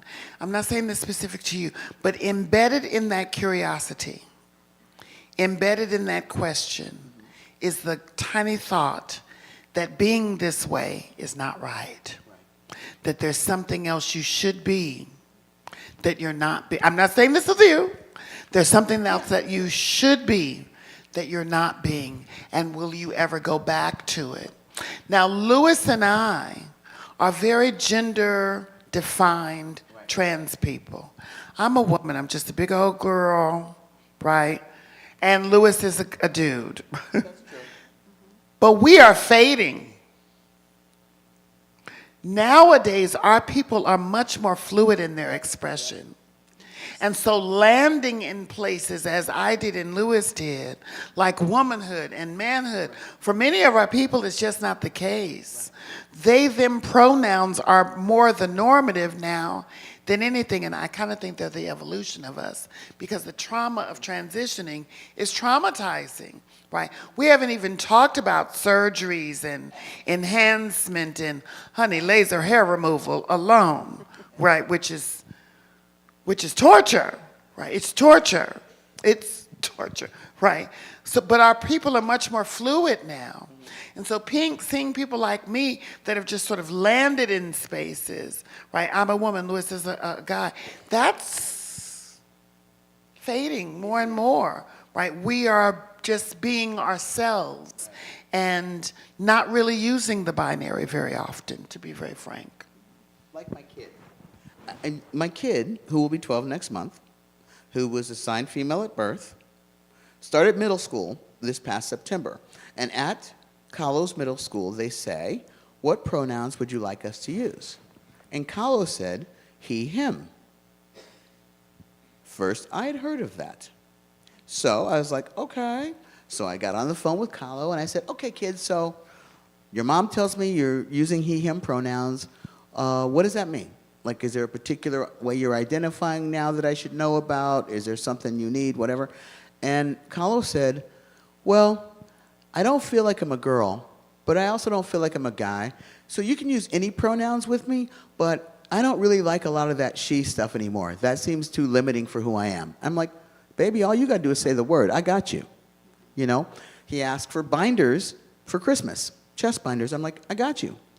Anything, and I've asked Kahlo, when things evolve for you, as you have more clarity, just keep me up to date and I will respond accordingly. But the gift for me is that this kid knows that this kid has parents that will not judge, that will love, that will support, that will ask questions if we don't know. This kid had absolutely no need to fear rejection from their parents. That, to me, is the most amazing evolution that I've ever seen. Now, in some states, even in California, in some areas, that conversation will trigger a report, right, and that child's parents will be contacted by CPS or law enforcement in Orange County. And law enforcement will say, do you know that your child identifies as trans? That parent may or may not have the emotional intelligence or the social progressiveness or blah, blah, blah, to have that conversation in an open, receptive, and non-punitive way, which means that child is going to not revert in the decision. You can't make a rose decide to be a daffodil, right? You can only empower the rose to be the rose. So that child is going to go back into the hiding, and what's going to amplify? Suicidal ideation, right? Oh, we've got one mic here and then another question and another question. Oh, we got all the questions. Just if I can just clarify part of my question was about it seems like there's this panic about, we're giving pills to children to make them one or the other, or there is this panic about this kind of being forced on children. It's not my panic. It's just a panic that's in the ether right now. I want to say that that's a lie. That's not true. So, but it's so again, it's spoken as truth. Let's talk about the media and how lies become the truth if they're spoken enough. Children are not having surgery. Children can, with their parents, request hormone blockers, which does not change their gender. It stops a progression. How I wish I would have had hormone blockers. Dear God, that would have been so helpful. But it didn't exist, or I wasn't available. But this is done to frighten children and frighten parents and frighten a whole society that says, this which I have always been is now different. Stop being different. So when we say, dude, we've always been here. Well, I don't know where you were looking. Then they have no thing to turn to except fear tactics. My kid has never asked me for any hormonal changes at all. And I've asked them, is this something you see in your future? They said, I don't know. I said, okay, let me know. Let me know. They're not asking for a name change. They're not asking for anything except accept me as I decide to move in this fluidity of gender. They also asked us not to tell their judgmental grandparents because they didn't want to hear a lot of backlash. But this is the story. Once my mother-in-law was busy, trying to girl up Kahlo a lot, and Kahlo said, please stop calling me that. I'm not a girl. I'm like, okay, good, go ahead. I mean, that was an act of bravery and also frustration. But, kids know. I knew. Most of you knew when you were children who you were attracted to, how you felt embodied. If you liked wearing dresses, you rocked that. If you didn't, you figured out a way to sneak some jeans to school. Like your identity, your presentation, you've known who you were. Nobody had to tell you. And if who you were didn't match what people told you, you knew they were wrong. That's not only about gender, that's about everything in your life. And meanwhile, while our people are having conversations about the children being wrong because of their transness and trying to subversively convert them to being something else, there are those who understand vibration and nature.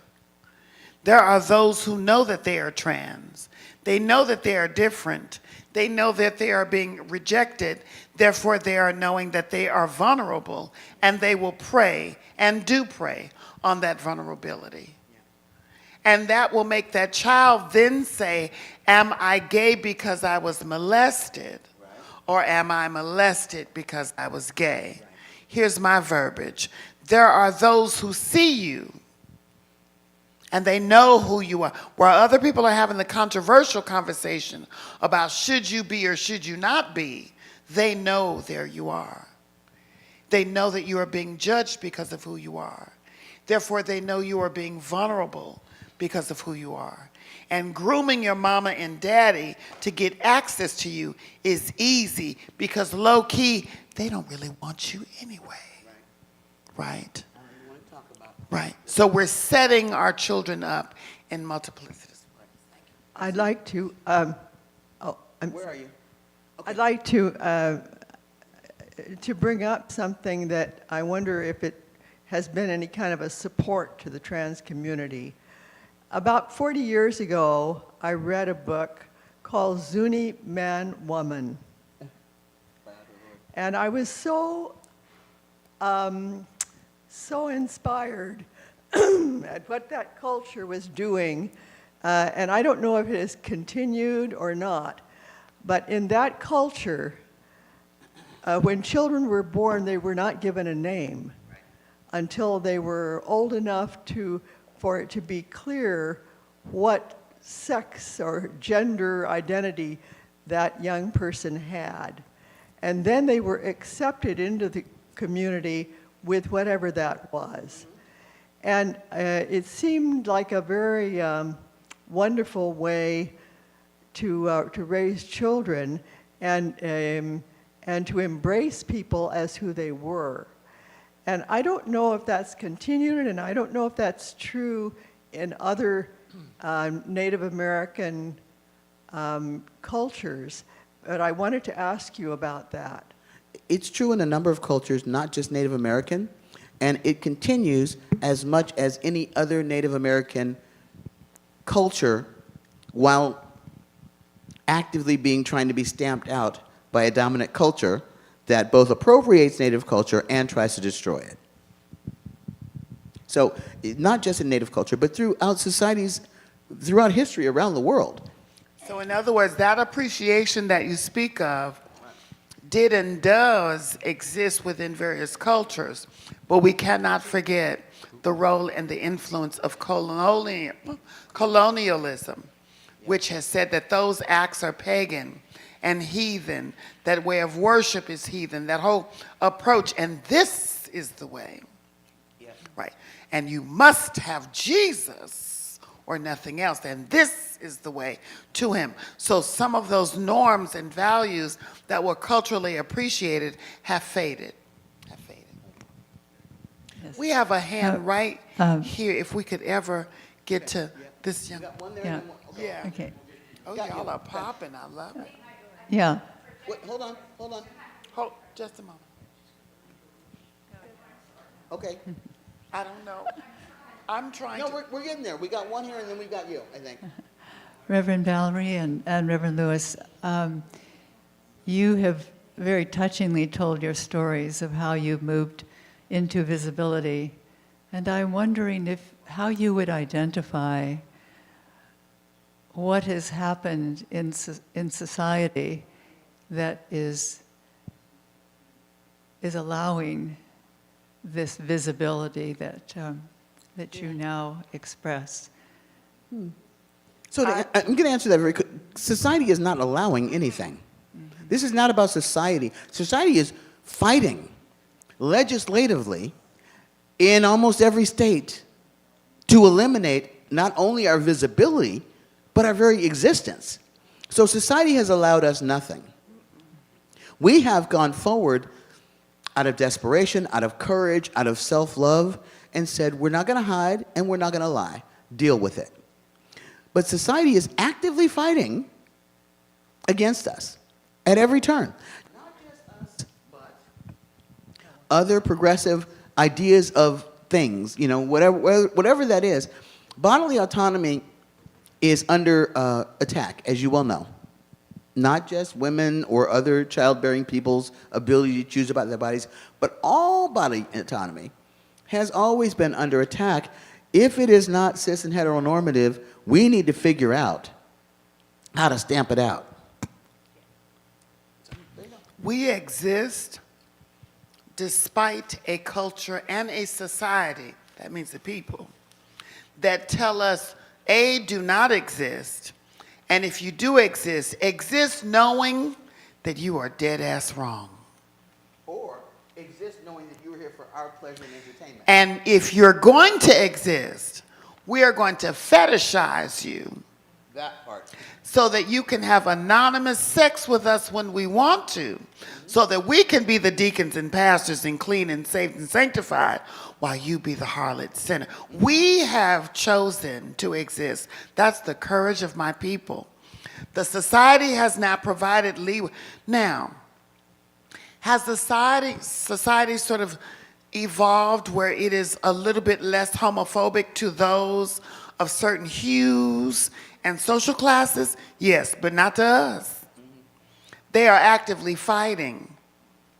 Not just in the South, they are really fighting in the South, but in Orange County, Whittier, Glendale, they are actively meeting as we speak against us. And yet we stand.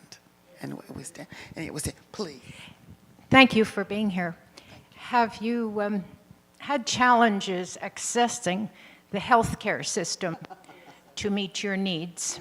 How accepting has that been? Well, okay, so well. On one hand, I like the healthcare system because early on as a teenager, it was my doctor who recommended that I go to what they call a transgender support group because he kept calling me she, not knowing that at that time it was he, right? And so he looked at me and said, I think you need some support, and sent me to what then was the Gay and Lesbian Center, which was an apartment building on Highland. Right, okay. I did not identify or relate to anybody there and went running for the hills, right? Since then, I can say that my therapist fell asleep on me on a regular basis. I became a therapist because I didn't have the kind that was me, right? I didn't have someone in my life who understood but just did not transgender me. I'm a woman. I'm lonely. I want a husband. I'm old. I'm ready to get married. I don't have just trans things on my mind. I know about wigs and lip gloss. I'm good. Right? I have other things to talk about. Medically speaking, would you like the funny story? I have hypertension. I'm black. Most of us do. And so my doctor sent me to a blood pressure specialist. I drove all the way out there, right? And so the nurses always ask you the questions. When was the last date of your, when was the first date of your last menstrual cycle? Right. As a young trans woman, I used to go like Thursday. Right. So you're on your period now. No, the Thursday before that. So you're right, and you just couldn't keep the math. Plus, I didn't know what they were talking. Thank God I'm an empowered trans woman who can say, I'm sorry, sweetheart, I'm a trans woman. I don't have a menstrual cycle. And so I did that at the doctor's office. She said, what? I don't have a menstrual cycle, none of that. Ovaries, none of that. I don't have that. Oh, okay, great. So she wrote something. The doctor came in with his gloves in hand and said to me, now I'm ready for the blood pressure cuff, because that's the conversation we're having. And he said to me, so they tell me you're a transsexual. And I said, well, all right, okay. That's a good lead in, but yes, doctor, yes, I am. I was working at Charles Drew University. All right, and yes, I am. And so he said, well, I don't really, how do you know that you're a transsexual? And I said, now listen, Daddy, let me just tell you right quick. I'm not coming in here to audition for you. Just go on and get the arm together and get the little blood pressure together so I can go on back to my office. I don't like it over here in this side of town anyway, so just come on, get the blood pressure together so I can go. So he left and came back with another set of gloves. And when he walked back in, he said, if you're a transsexual, you're going to have to prove it to me. Show me your nuts. He said that to me. He said that to me. A decent, regal, dignified woman in her 30s, right? He said that to me. And he meant it. So I said to him, you know, there's a whole bunch of procedure. I don't know who you are, sir. But if you want to take me out on a date, you know, you need to call the Four Seasons or something. But you're not just going to roll up on me like drop trial and like treat me like I'm a prostitute. I was like, if you're trying to get sex from me, you need to go through the proper channels and avenues. We need to do a credit check, right? You're a doctor, so that's a conversation at least, right? But he meant that, and it has been more and more of the same. The year before I was ordained to be a deacon at Unity, I had a throat polyp, and the doctor walked in and asked me, without asking me my name, I will never forget this, how many tricks do you turn in a night? And I said to him, sir, I'm a minister.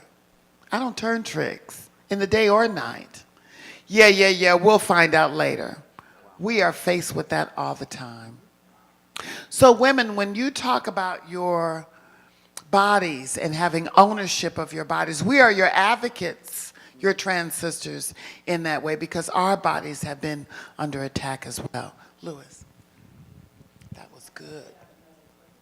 So everything, as Valerie kind of intimated, if I go to the doctor for something, whatever that something is gets pushed to the side once it becomes known that I am a trans man. I'm like, so I get it, you have curiosity. For a small, well, not so small, for a very large fee, I will come and do a training for you. But right now, can you look at my broken ankle? Because that's what it comes down to. In terms of medical intervention, and I've had plenty of them, I've had a couple of surgeries. I've been on hormones for the last 25 years. Knowing the right doctors to go to is key. You find out the right doctors by asking community, because community talks. This doctor sucks. This doctor's good. Go to this one, but not that one, and go on Tuesday when this receptionist is working, because it's hard. I go with people to the doctors as a second person so they don't get misgendered, they don't get abused. When I went in for my histo, the person at the desk yells out to the room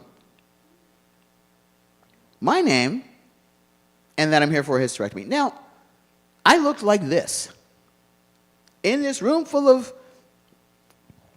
OBGYN patients, and I'm like, I don't even want to go up to the desk right now. That's like putting a target on my back. So I skulked around and got in there, and then I talked to the doctor. I said, this stuff right here, you need to know if something happens to me when I leave here, I am suing you. You had no right to do any of that at all. Then I end up getting paid to go do a training for them, which is fine. But the thing is, when I go in to get services, I'm not there to train you on Trans 101. I offer that training. I can be paid for that training, but I'm there for services. I'm not there to service you and help you because you didn't learn that in med school or you didn't take it on your own.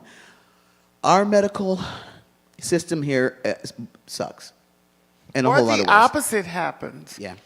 Today, my doctor forgets all the time, and I've told this woman 4 or 5 times, I'm a trans woman. I done told you several times, I'm a trans woman. I'm a trans woman.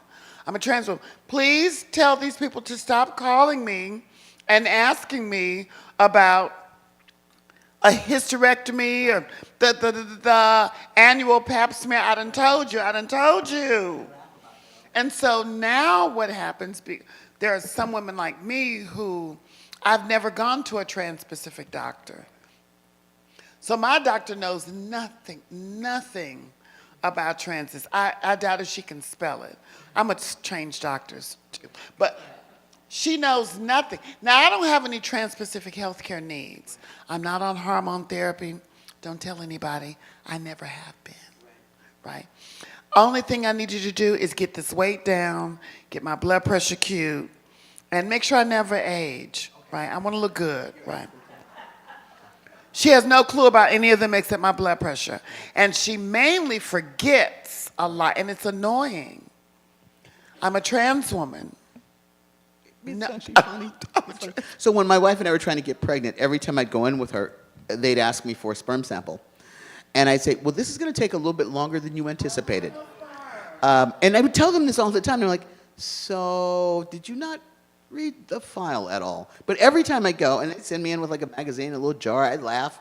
And I thought, well, we're going to be here for a really long time. And, you know, they said, do you have a low sperm count? I'm like, extremely low, extremely low. And so then they also invited me in to do a training for them. And it was funny because I got invited to this hospital to do the training.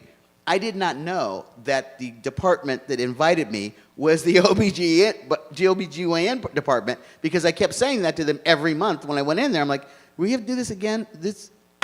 Okay, I was just walking with a sign. I have no sperm, stop asking.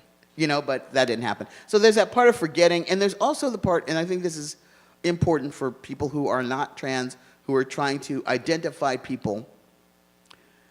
Sometimes your eyes will tell you a story, but it's not the correct or complete story. Ask. Ask. In a respectful way when appropriate. If I walk into your church, you shouldn't ask me what my parts and pieces are. That's none of your business. You may say, my name is Louis. I use the pronouns he and him. What's your name and what pronouns do you use? That doesn't tell me your whole backstory, but it does leave room for you to use something other than what I think you might use by looking at you. I want to chime in on why that's an important question. Because she forgets that I'm a trans woman, she's not asking about, do I need a PSI? She's not asking about testicular cancer. She's not asking about, do I need a prostate exam? I remember when I was referred for a prostate exam, I got all dressed up and fumed. I thought, here we go, y'all. And I didn't know it was just a blood test. Very disappointing, right? She's not, I know, she's not asking about my anal health. I like to just make my doctor turn completely blood red by saying, you haven't asked me anything about my anal health, or am I having sexual intercourse, or she turns red. She has no idea. We're not teaching enough. So that means diseases go unnoticed. Diseases go unknown. And we're navigating marginalization at the same time. Amen. Thank you. As a member of the medical profession, as a nurse, I'm sorry, I apologize. I love my nurses, though. Thank you, though. That's okay. Just one quick thing. Let There me are say trans men this. who are dying of ovarian cancer because there's no place safe for them to get it checked. They Yes. cannot go to the OBGYN without being outed and ridiculed.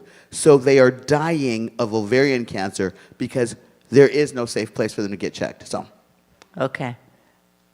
This good conversation will continue tomorrow morning. Let us give a big round of applause for Valerie and for Louis. Thank you so very much. I know we all are leaving with more information than we had when we came. Thank you so much for trusting us with who you are. And I'd like to thank my neighbors for coming and sharing, asking questions, opening your hearts and your ears to hear these two great I speakers. plan to be your neighbor soon, so just get ready, okay? I make a Amen. mean pot of greens. Amen. Your sodium and sugar is getting ready to triple. I love this place. I will be here someday.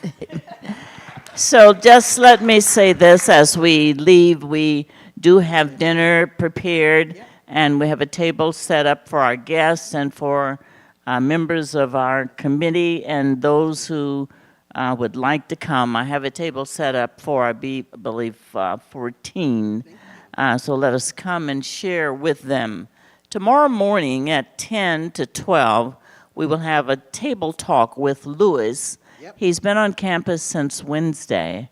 We know he came from Tucson, Arizona, is where he pastors. And he will be with us tomorrow morning from 10 to 12, and we can continue the conversation. Valerie, you were not invited. Okay, right, okay. I just wanted you to know it's not because we didn't want you, but I think you understand why. Also, I want to remind you that on next week at 3 o'clock, not 4, from 3 to 5, we will be showing the movie, The Danish Girl. Perhaps some of you have seen it. It is based on a true story of a woman by the name of Lily Alba. She was born in 1882 and died in 1931. And she was the first, one of the first, to have the gender reassignment surgery. I'm not going to tell you anything about it because it's a great movie. It won 1 Oscar for Best Supporting Actress. So please come. It will be in Marwick, not in the Heart, because I'm hoping this same size crowd will be here to enjoy the movie. So please promise to come back on next Wednesday at 3 o'clock. So now, Thursday, I'm sorry. I'm doing Pride for MBPC on Wednesdays, and I've been so confused. We had ours last night. Today is Thursday. Say, where is the talk back tomorrow? The talk back tomorrow is in this little side room over here. What's that called? FLC. We're setting up for maybe 20 people. If more come, then maybe we'll have to come out here. It will just depend because we did not ask for an RSVP. Okay? So let's go and have a meal together and enjoy each other. Thank you again. God bless you all.